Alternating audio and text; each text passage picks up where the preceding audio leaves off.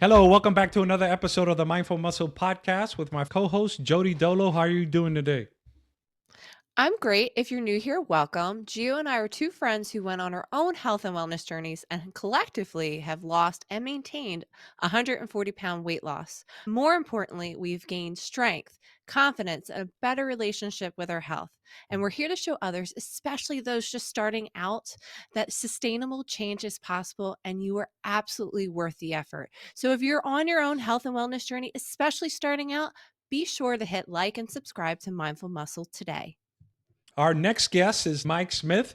He's dedicated his life to the study and treatment of obesity, focusing on meal timing, body composition, and glucose metabolism. Mike Smith, welcome to the show. How are you today? Thanks for having me, guys. So there seems a connection here between Jodi and yourself. Let us know the connection and we'll go from there.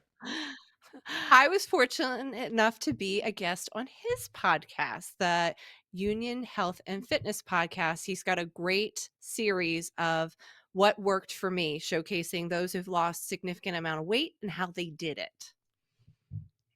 Yeah, and she was awesome. It was really great to hear her story and all the good information we shared. It's been one of my favorite episodes so far. Thank you. Found out you guys had a show, and I was more than happy to come meet with you guys. What is the premise of your podcast and what motivated you to get it started? The main idea of the What Worked For Me podcast is I wanted a place where people could come and share information about their weight transformation in a very neutral and non-biased setting. And so it started out kind of with the idea I've lost over 100 pounds in my life, and then through my career as a coach, I ended up helping several other people do similar transformations. And I realized there's really not one right way of doing it. And so I wanted a place that people can talk about what worked for them, so people would see, maybe how many different paths there is, because there's infinite ways to lose weight and better health.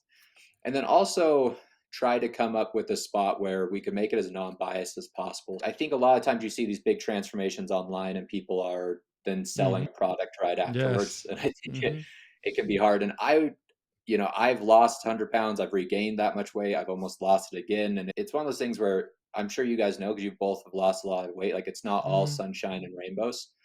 And so to be able to talk about the good and the bads, Jodi brought up that losing weight was amazing for her health, but she lost friends, and it was really hard to navigate the social sides of it. And those are the things that I wanted to focus on, was just how someone actually did it, all the good and bads that came from it. And there's been some amazing stories. I've really got to meet some awesome people. So it's been a good project so far. Awesome. So, okay, that's what you do on the podcast. How old is the podcast and your own story? How did your story start, right? You found yourself overweight at some point. What triggered it for you? Yeah. So I have kind of a pretty long, crazy story. I'll try to wrap it up as Hey, we're here to talk, so give us the juicy details. So I grew up really big. I was probably about 230 pounds in like ninth, 10th grade. Oh, I've always wow. been yeah, right. That's big. Yeah. And kind of grew up big, grew up in a family of just big guys. All the guys in my family are big. I think my dad's one of the shortest men in our family. He's like 5'11", 6 feet tall. And we all just really big, stocky guys. By the time I graduated high school, I was probably about 330, 340-ish. Mm. So I was pretty big. And it was actually the thing that got me to lose weight was I was getting ready to go serve a mission. And right before I left, my dad had a heart attack. He's been big, my whole life. And I remember, like, I went into the hospital room and I was like, man, I got to get my act together. This isn't going to work. And my dad was in his early 20s, late teens. He was in amazing shape. Now I'm 340 pounds and he's in his late 40s, early 50s, and is already having heart attacks. It really just scared me. And I was like, I gotta figure out something. So the cool part was I was about to leave. When you get a big life change like that, you kind of get to redefine yourself. I was like, okay, I have 2 years. I want to try to lose some weight. I knew very little about nutrition, especially in the way of getting smaller. Growing up, I played football, and when you're built like me, it's always like they want you to be bigger, right? Yes, I exactly. vividly remember even being probably 12 and like asking for seconds because like my coach wants me to bulk up and be a bigger athlete. And Mhm. so Mm. I didn't really know how to lose weight at all. And I ran into a guy named Jordan Cap, and he basically was just like, hey, like try to avoid. Is my camera okay? I can't Yeah, tell if it's it's loud. fuzzing, Okay, but we could still hear you. So sweet. Just want to make sure.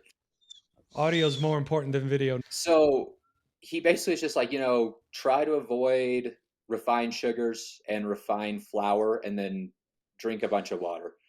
And so that was my crash course in nutrition. From sports, I kind of remembered at the time, like, protein was important. And so I pretty much lived off of protein shakes, tilapia, and broccoli for the next 18 months and lost about Mercy. 130 pounds. It was nice because I only had a bike for most of the time. We didn't have cars, and you're just out moving all day long. I didn't have a lot of access to gyms or stuff like that, so it was mostly just body weight. I didn't know really what I was doing, but it really had an amazing effect on my life, right? Losing that 130 pounds, I went from walking around in the mid 300s to down around like 205, Wow. 220-ish. So it was really great. I felt way better. I had a lot more confidence. I got home, and I always wanted to do MMA and boxing. Like that was always Mhm. one of the sports I wanted to do, but I was just too big. They don't have a extra fluffy category in MMA. They kind of cut you off at 265. And Yeah. so I immediately got into that, and I did some fights and a couple boxing matches, and I loved it and just got in like better and better and better shape. At the same time, I was starting school. Ironically, I actually started in actuarial science, kind of like stats Okay, and yeah. finance, Mhm. and I really hated it. As life went on, I ended up getting married and was really happy. When you find someone and fall in love, they fill some of those holes you're missing. So that giant chip on my shoulder that was I used to be the fat kid, and now I want to be in the best shape possible Mhm. starts to ease up. And so then I started regaining weight, and I got up probably around like 260, 270-ish, somewhere Mhm. in that range.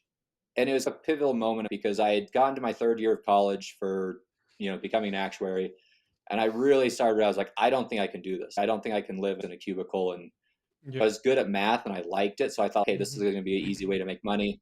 But in the back of my head, I was always obsessed with nutrition and training and fighting. Mhm. I just didn't think there was a real way to make a living out of it. I knew Mhm. some fight coaches, and it's a pretty hard lifestyle. And I was like, I don't know if I want to subject my family to that.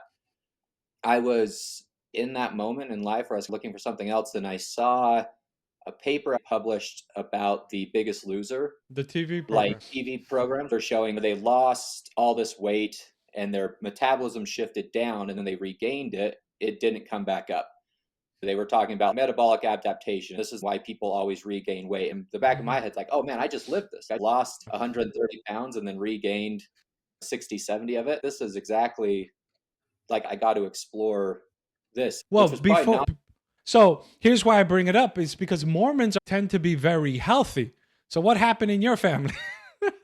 Yeah, there's actually some really interesting data on this.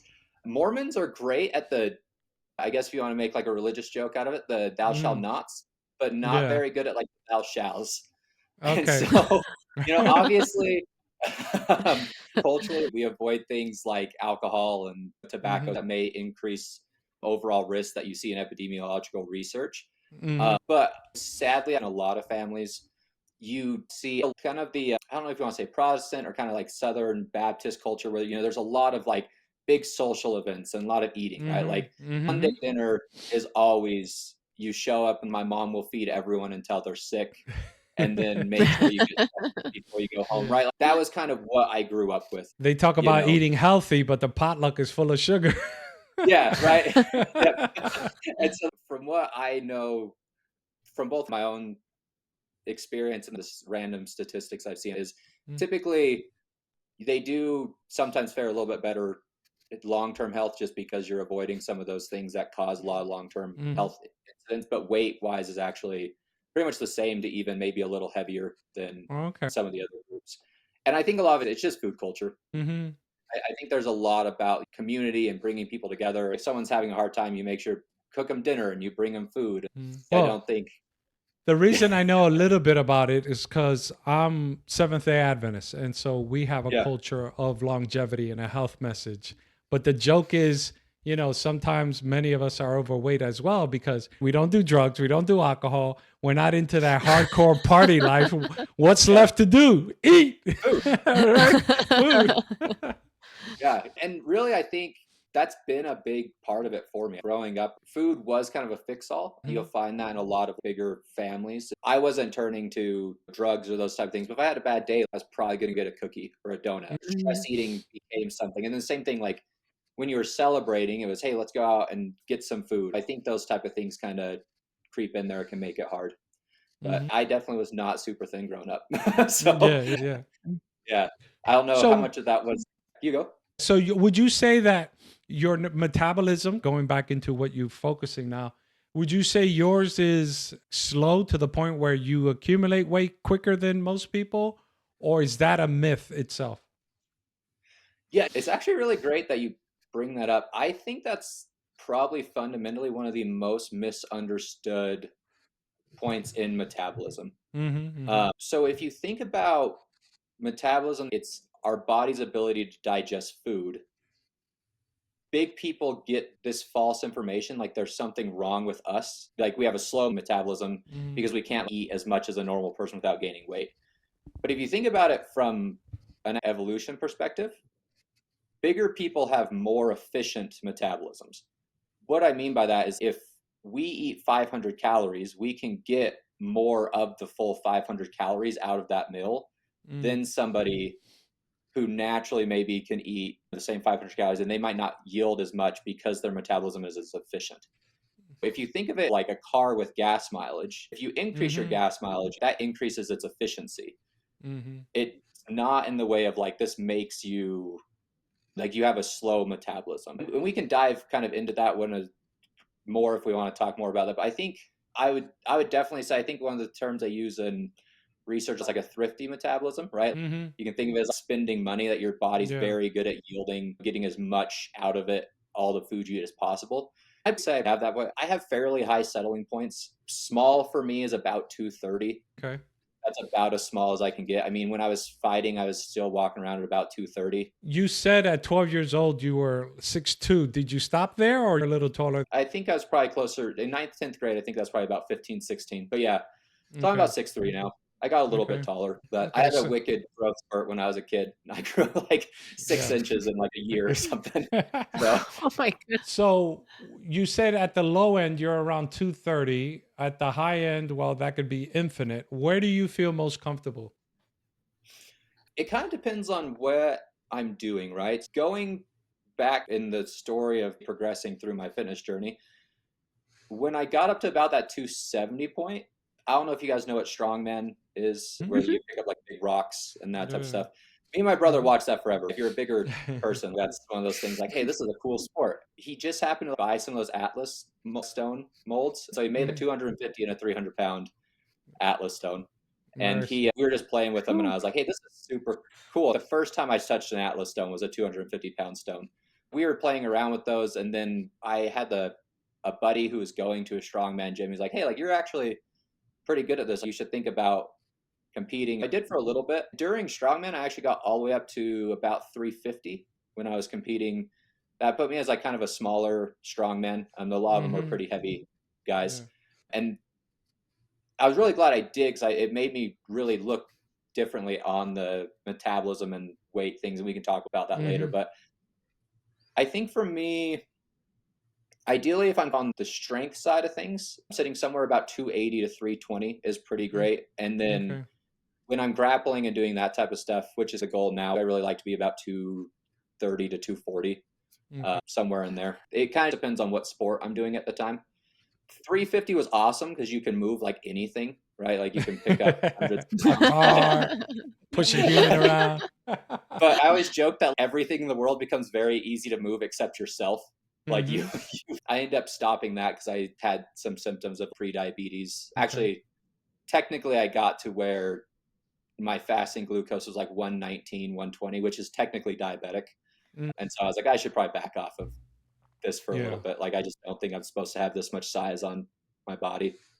Yeah, no doubt. The fact that you're so tall helps mitigate that range of weight because no Yeah. offense to my co-host Jodi, she was 5'2", 231 pounds. Well, that looks like, a zero. So the height does help out. So your handle there, right? It says Union Health and Fitness. What is that? Because the podcast name is different. Yeah. So Union Health and Fitness is just my company. That's how got started. Once I saw that research study on The Biggest Losers, I thought, okay, I want to look into this. Within the next 2 months, I had switched to studying nutritional science in school. Mm-hmm. I almost had to restart because there's not a lot of crossover between financial math and nutrition. And so I pretty much started back over doing nutritional science. And my goal was to be a researcher. That's what I thought I was going to do. I was really, really lucky that there was 4 or 5 really great labs I got to be a part of when I was in school. And so everything that I was doing as soon as I switched was mostly just everything from applied nutrition in both, we did studies on like ultra marathoners all the way down to cellular nutrition where we were taking, samples of people's muscles and like running them through things and looking at mitochondrial function and stuff like that. So I got to see the whole thing. That whole time, though, I was still obsessed with metabolic adaptation and the problem that people were seeing with weight loss. And because of my background in math, I came up with a way to basically mathematically plot it and came with an algorithm to see if I could help people lose weight with a mathematical system. My original thought was to go and do a PhD and then use it in research. I got a little impatient because I was like 9 years away, right? No mercy. My brother was a bigger guy and he wanted to lose some weight. And I was like, let's try this on you. And he ended up losing like 105-ish pounds. Oh. I was like, this seems like it could be a really cool thing. I honestly hated the idea of being a coach at first because when you lose a ton of weight, people are always asking you Yes. about it. When I'd lost 100 and something pounds originally, people would be like, oh, like I want to do this. And I like make someone a workout plan. They would like never do it. Or I'd like tell people about it and I was like, hey, like I'll meet you at the gym. And they like wouldn't show up. And I was like, this is dumb. Like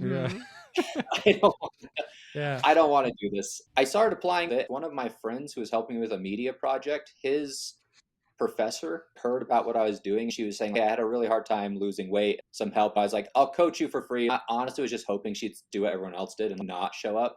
Yeah, because I was like, if I charge you, then I'm going to feel obligated to continually do stuff. But if I say it for free and you don't show up the first day, then I don't have to feel bad. And then she did great. She wasn't a very large woman. She only lost about 20 pounds, but she was only like 150 to begin with. It really had a positive impact on her life. She was able to train and go do an open water swim. It was like a 3 or 4 mile swim. We got her ready for that. And it was this first moment where I was like, oh, this is really rewarding. Like, I really, really like this. And then I realized that you could train virtually and you didn't have to be at the gym with someone. A lot of my brother's friends and a lot of people who knew us both after he lost 100 pounds were like, hey, like, what were you doing? He's like, it's just this thing that my brother does. And so then I started training other people and I started a company. Towards the end of my master's, I was still planning on doing a PhD. But by the time I got done with my master's, I had enough clients. I just had a company going. And I was like, hey, I think I'm just going to run with this. That's been pretty much what I've been doing ever since. And I graduated about a year and a half ago. All right. So what exactly is the secret sauce without giving away the secret sauce of what you guys do? Yeah. Let's talk about the meal timing and the body composition and the glucose metabolism. So kind of 2 things when it comes to the secret sauce. One of them is, and I know we're supposed to be talking to beginners, and this is something that I have to stress was all of my training on the front end, what my clients actually see is I drill into them that you need to be able to do all of this stuff intuitively without tracking. One of the biggest problems that people run into is when you ask, hey, are you in a caloric deficit? They pull up MyFitnessPal and say, yes. It's like, those apps aren't super accurate. You hear all the time, right? People will be like, yeah, I've been in a caloric deficit for like 2 years and I haven't lost any weight. And you're like, that's not how it works. You know what I mean? It's not that you're not, and it's very hard. You have to tread very lightly sometimes to not offend people. Not trying to be rude, but just on the physics level, that's not how that works. Yeah. And so one of the things that I really do as we start training is I start people off tracking and that type of stuff, but then the formula, all it really does is let me figure out the ideal rates of weight loss that they're losing mostly fat, if not all fat, right? So, Mhm. do you guys have body composition scans from your loss from like the biggest to the Oh, yeah, smallest? yeah. I Yeah. used to So use DEXA scans all the time. yeah. So when you were at the biggest, do you have one like Third from when you were the biggest Yeah, until I was lowest? 38% body fat. Yeah. Do you know your lean mass then and now? Right now, I'm currently at 14% body fat, Oh, that's great. but I was as low as 12. And now, sometime this year, once I sell my house and get my gym, I'm going to shoot for 10. I want to talk to you about body composition. So the goal is 10 at some point before I die. Cool. Perfect. So why I brought that up is one of the biggest issues people have when they lose weight is not losing lean mass, like actually Mhm, losing fat. It is sad how bad it is for most people. Even just this week, I'm on a bunch of those Facebook fitness mhm. pages. And this lady said, "Hey, should I be worried? I just did a body composition scan. I've lost about 35 pounds, and it says 11 of it was muscle." Mhm, And the hard thing is a lot of people were like, "Hey, this is normal." If you're familiar with the data and you mhm. look at weight loss studies, that's pretty normal, But it but it's doesn't not have going to to weigh. it doesn't have to be that way. For example, my brother, when he lost 103 pounds, he only lost about 4 pounds of muscle during the entire Mhm, 103-pound transformation. When it comes down to the back end, all I'm doing with the math is making sure that what they're doing is as effective as possible. On the training mm, side, what anybody can do is making sure that you're paying attention in a way where I talk about taking off the training wheels. You need to track long enough that you know what are in things, right? You get a basic mhm, understanding of protein and carbs and fats. If you ask a distance cyclist, a distance athlete, they can tell you when they're low on carbohydrates.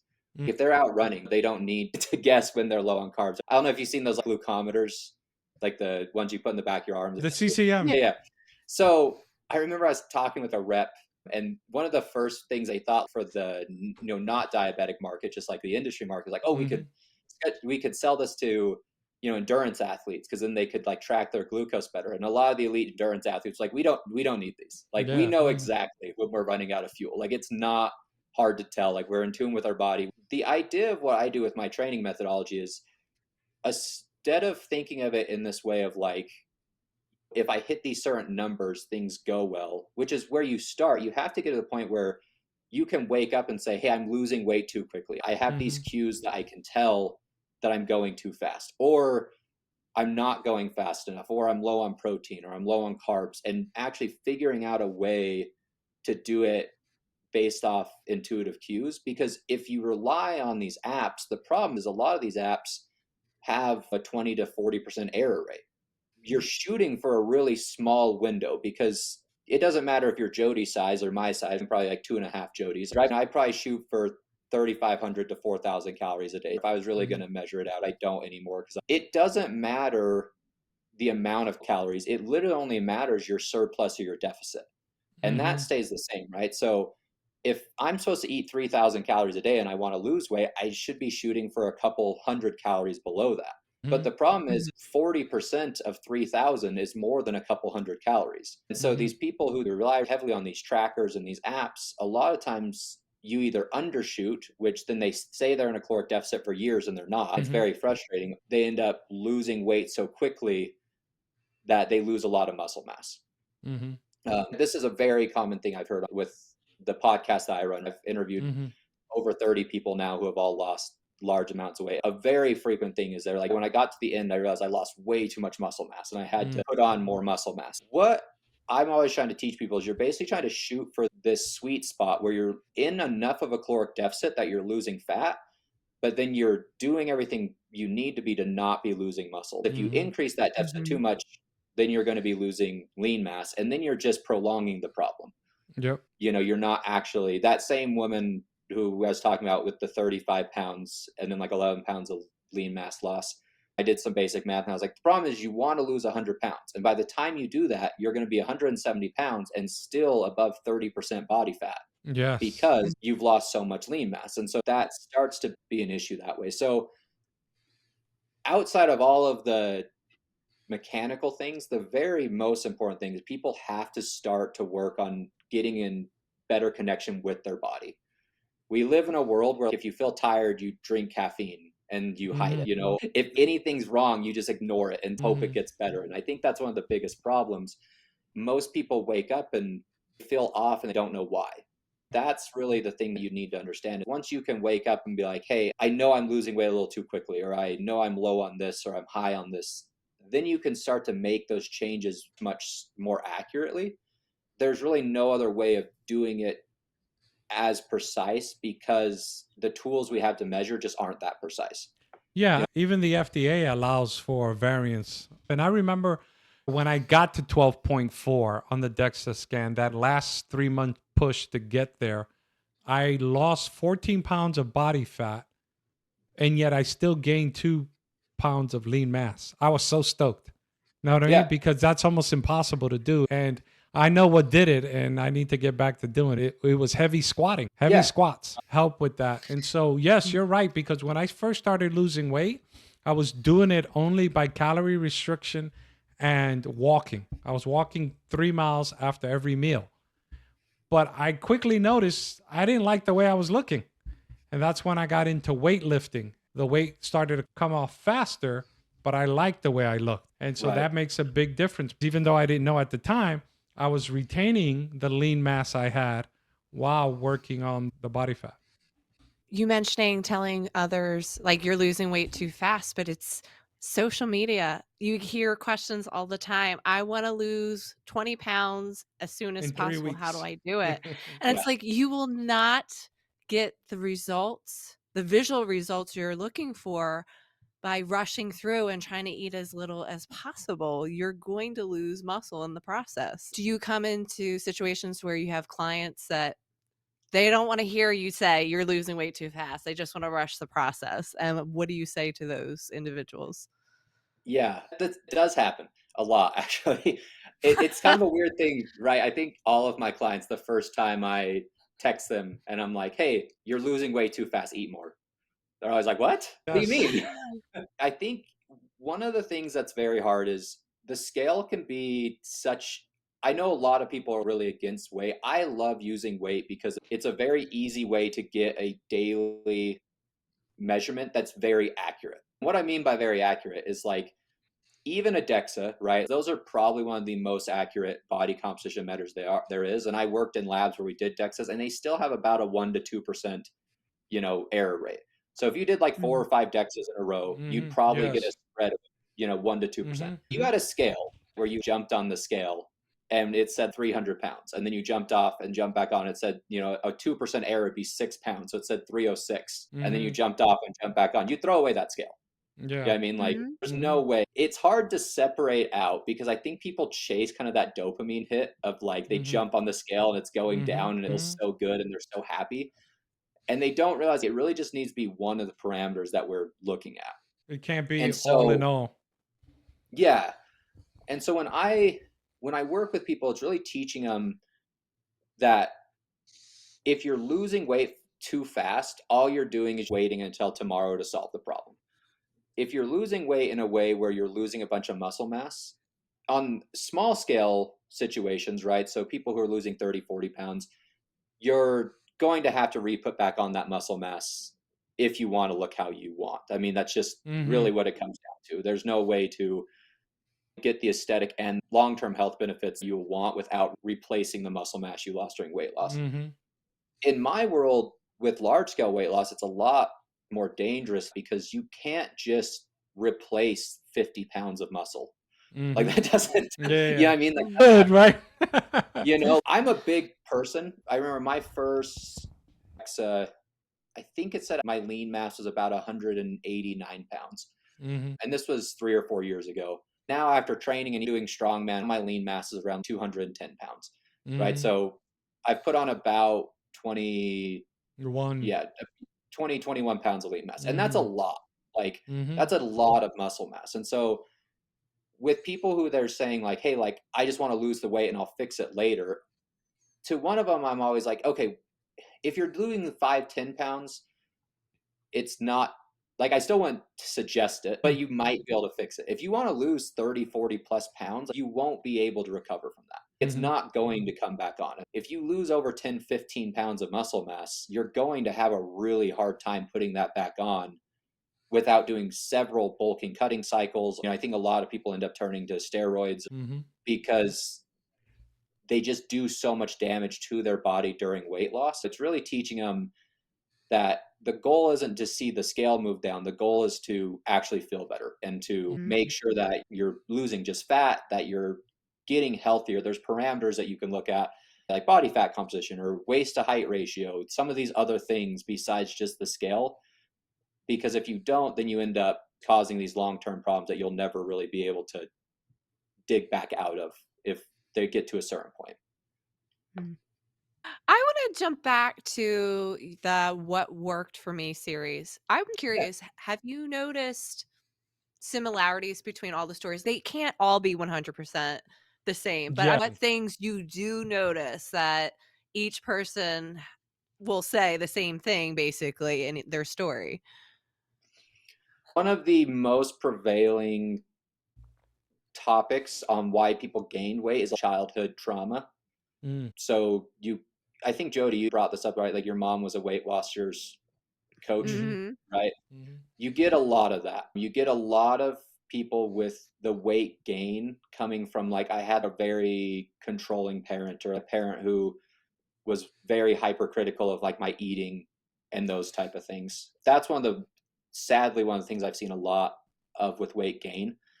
On the loss side of it, one thing that's typical is a lot of times people have I have to change this moment, like this, this, like they were compelled by, the universe gave them a sign type thing. Either, you said you got diagnosed with high blood pressure. For me, my dad had a heart attack and I was like, I don't want to end up that way. And so a lot of times they have a moment where it shifts the paradigm where staying the same is now scarier than learning how to change. The change from that varies a lot. There's very few things I don't allow on the podcast. I'll scream for obvious, like eating disorders, right? So if someone says like, hey, I went bulimic, then I'll be like, we probably shouldn't talk about this right now. Yeah, I mean, this might not be that's a different podcast. Yeah, this might not be what we want to talk about. People have really done a ton of different things. Some went really extreme, doing, just carnivore and 48-hour fasts and 72-hour fasts to, I've had some people who are, it's like almost comical how nonchalant they are about it. They're like, yeah, like I lost like 90 pounds. I just started walking. Did you change your nutrition? Yeah, I stopped when I was a little bit less hungry, a little bit less full, and I just kind of did it. I think everyone's journey that I've seen, it usually comes with an emotional tie or a cultural tie to food that cause some type of unwanted weight gain. A lot of times there's injuries or people get sick, and then they have some type of like aha moment where they realize like, I have to change this. And then from there, the actual methodologies is very, very different between all people. There's trends, but things are different.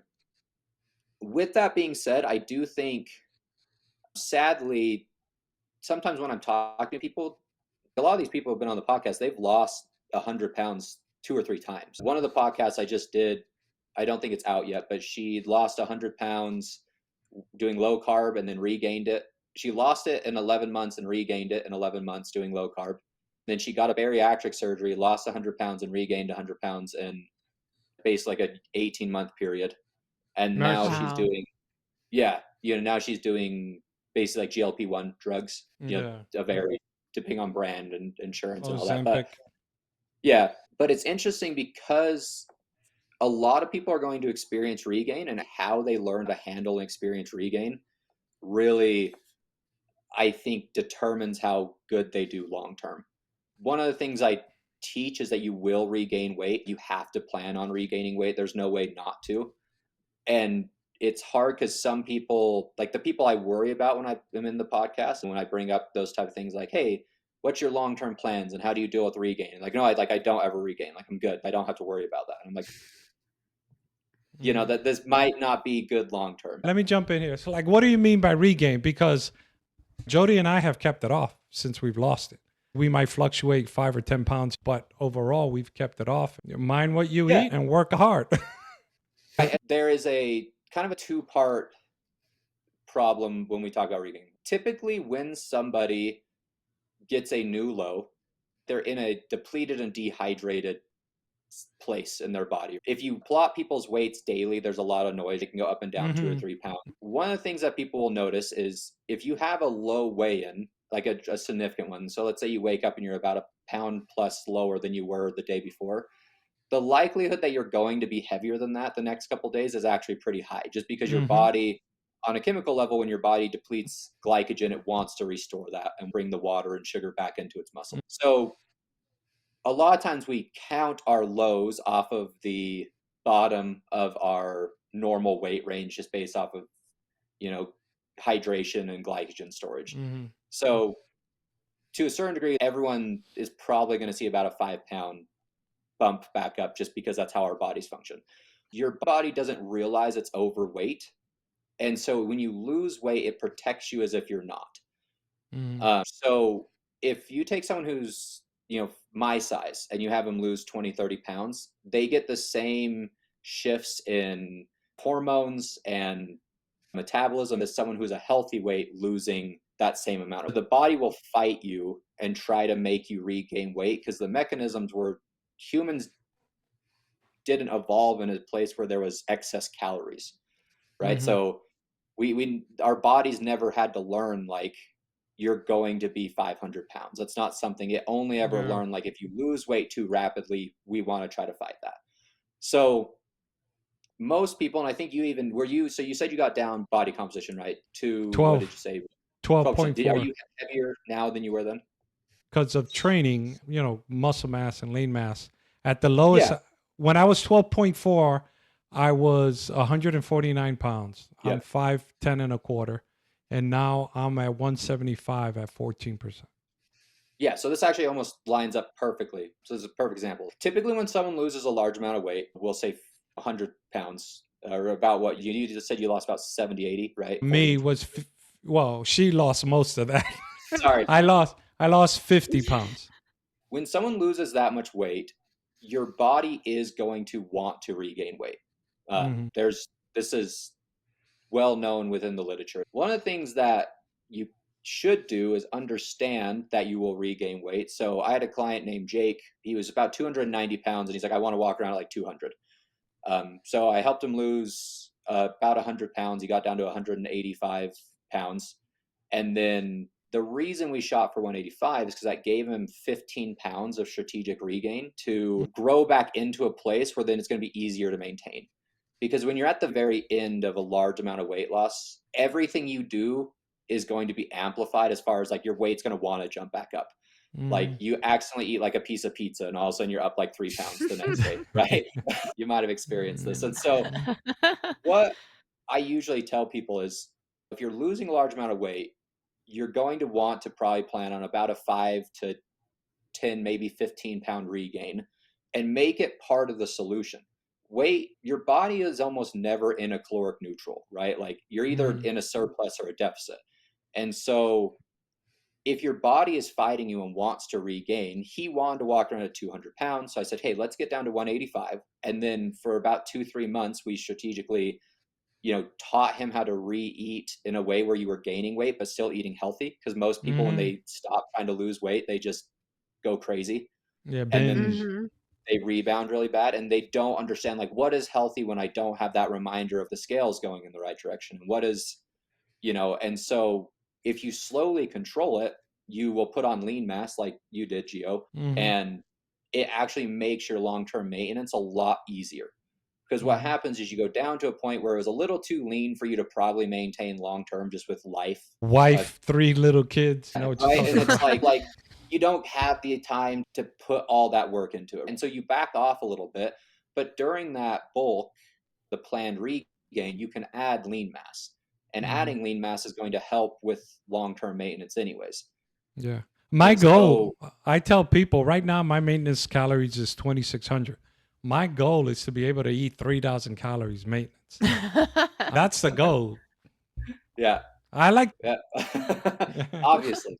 But that's one of the things I say with planning on regain. If you're afraid of regain and you can't make gaining weight part of the solution, Mm, a lot of times what people end up doing is they get in these really terrible situations where they try to do something that's not sustainable, lose weight rapidly, get to these hard sticking Mhm. points where they can't break through it.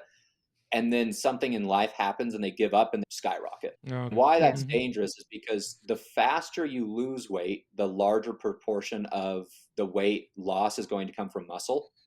And the faster you gain weight, the more of the weight going on is going to come from fat. Mhm. When you have this system where someone loses 30 pounds and 10 of it's muscle, and then they binge for 2 months and they regain 30 pounds and two of it's muscle, Mm, you do that 5 or 6 times, all of a yeah. sudden you're, even In if a you're staying deficit. the same weight, you're getting fatter body fat percentage wise. Mm. And I actually worked with a man for a short amount of time. We ended up not being able to work long term because of some other things, but it was really kind of heartbreaking. I told him to go get a DEXA, and he went and got a DEXA. He was 6 feet tallish, 5'11", 6 feet at like 200 pounds, and he was like a chronic yo-yo dieter. Had done that Mm, exact thing we had just talked about, and he was 48% body fat. mercy. And Mm. so it's crazy to think he was a 200-pound male and literally had less lean mass than my 130-pound wife. Mm, Wow. mm, mm. Right. That's where I was saying if you do these things for too long, you don't recover from them. You can't just treat your body like that and expect it won't have any consequences. Even if you're staying roughly the same weight or you're fluctuating those same 30, 40 pounds over and over again, you're getting progressively higher body fat percentage. Yeah. Yep. Wow. A lesson to our listeners: fast is not better. It will No. not get you to where you really want to go long term. I guess the old adage, right? Slow and steady is the best way. Mm-hmm. So let people know where they can find you. I've been so enamored with the conversation. I can't believe it's already been close to an hour. Where can people find you if they wanted to work with you because you do online coaching? What's the best place to find you? They can contact me through that Instagram, the Union Health and Fitness. I'm also on Facebook. It's just my name, Mike Smith. I wouldn't search that because it's like the generic brand of humans. Smith. I There's going to know. be billions of us. But I also have a website that has an easy way to schedule meetings and those type of things, which I'm sure I can link and give you guys a link to. Yeah, you can mention it on air. UnionHF.com. Okay. So, UnionHF.com. Okay. yep. All right, But Jody, yeah, wrap us up. This went by fast. sorry. I feel like I This No, is it over. was great. good. It was interesting. Go ahead. If someone listening feels like they've tried everything and nothing sticks, and they're starting to believe that they're just not meant to be healthy, what would you say to that person? Realize that your body's not broken. The fitness industry loves to label something as broken so they can fix it. They Mhm. want to jumpstart your slow metabolism. That's the whole Mhm. thing. You have a problem and I have the solution that costs money. With our proprietary formula. You know, the human body is amazing at doing what it's supposed to do if you give it the right signals. Mhm. A lot of times, what I tell people to do is start on fixing your worst day and not your best day. Mhm. People want to start with, hey, like when everything's great, I go to the gym and I eat perfect, and I eat out of Tupperware and I counted all of my macros. Mhm. You have a lot more bad days than good days. Like that's just the honest truth of how life works. If you can take your bad day from I did nothing to I went on a 5-minute walk, your good days will take care of themselves. Yeah, I Mhm. mean, so a lot of times when people have hit those rock bottom points, I always tell them like if you feel like nothing is going to work, then you probably just set the bar too high. Mhm. Start with something that you can actually do. One of my long-term clients who I've absolutely loved working with, probably one of the most rewarding people I've gone to work with, she had severe endometriosis and was literally stuck in her bed. Like she was getting ready to fly out of state to go get surgery because she just couldn't do anything. And I was like, can you give me like 5 minutes of stretching in your bed a day? And she's Mhm. like, I can do that. And we did that for a month. And then it was like, hey, can we do 15 minutes of stretching? We started on what was her worst day and slowly built on that. And then over time, your worst days start getting better and better and better. And then you feel way less broken. I think that's the hard thing is people want to start at running a marathon or even just running, you know. There was Mm-hmm. plenty Yeah. of times in my life I couldn't run. That wasn't an option. Like just even walking was hard. And so if somebody feels like health just isn't possible, give yourself a little bit of grace and realize like you're not actually broken. Things are doing what they're supposed to. Sadly, we live in a world that our bodies just weren't designed to be in. You Mm-hmm. weren't supposed to be able to Grubhub 1,000 calories. Yeah. Start on those worst days and build on that. Slowly count those wins. If your worst days get better over time, everything else takes care of itself. The humility to realize it might be a smaller change than you're willing make to make it consistent. Hey, look, that resonates with me because I improved my golf game not by making better shots, but by eliminating the double bogeys and the errant Yep. shots. Correcting those, the rest came. So, great advice. You're not broken. Do what you can and continue to grow from that standpoint. Until next time on the Mindful Muscle podcast, be blessed. Mike, thank you very much for joining us today. Thanks. All right.